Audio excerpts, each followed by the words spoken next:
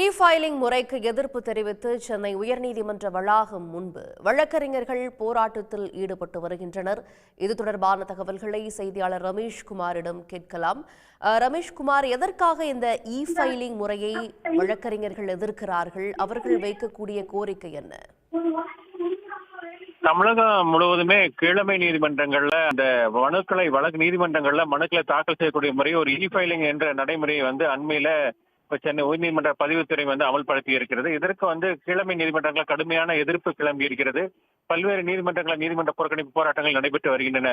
இது நடைமுறைக்கு சிக்கல் ஒன்றும், குறிப்பாக போதுமான ஊழியர்கள் பயிற்சி இல்லை, போதுமான வசதிகள் இல்லாத சூழல்ல இது அமல்படுத்தப்பட்டிருப்பதாக கூறி தமிழகம் முழுவதுமே இதற்கு வழக்கறிஞர்கள் கடும் எதிர்ப்பு தெரிவித்து வருகிறார்கள். இந்த நிலையில தான் சென்னை உயர்நீதிமன்ற ஆவின் நுழைவாயில் முன்பு தமிழ்நாடு புதுவை வழக்கறிஞர் சங்கங்களினுடைய கூட்டமைப்பின் சார்பில் மிகப்பெரிய ஒரு முற்றுகை போராட்டம் ஒன்றை நடத்தி வருகிறார்கள். அதுல தமிழகம் முழுவதும் அனைத்து மாவட்டங்களில் சேர்ந்த வழக்கறிஞர் சங்க நிர்வாகிகள் பங்கேற்று அதற்கு எதிர்ப்பு தெரிவித்து பேசி வருகிறார்கள். அடிப்படை வசதிகளை முதலில் செய்து தர வேண்டும், போதிய ஊழியர்களை நியமிக்க வேண்டும், அதற்கு உரிய பயிற்சியை தர வேண்டும், அதன் பின் அமல்படுத்த வேண்டும், அவசர கதியில் அமல்படுத்தக்கூடாது என்ற கோஷங்களை எல்லாம் அவர்கள் முன்வைத்து வருகிறார்கள். இந்த போராட்டத்திற்கு தமிழ்நாடு மற்றும் புதுச்சேரி வழக்கறிஞர் சங்கங்களுடைய கூட்டமைப்பின் தலைவர் மாரப்பன், அதே போல தமிழ்நாடு வழக்கறிஞர் சங்க தலைவரும் தமிழ்நாடு அகில இந்திய பார் கவுன்சிலுடைய துணைத் தலைவர் பிரபாகரன் உள்ளிட்ட உயர்நீதிமன்ற வழக்கறிஞர் சங்க நிர்வாகிகள் பலர் இதில் பங்கேற்றிருக்கிறார்கள்.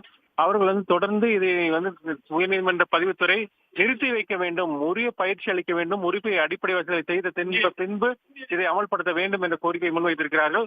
இதையடுத்து இந்த பகுதியில் போக்குவரத்து என்பது கடுமையாக பாதிக்கப்பட்டிருக்கிறது.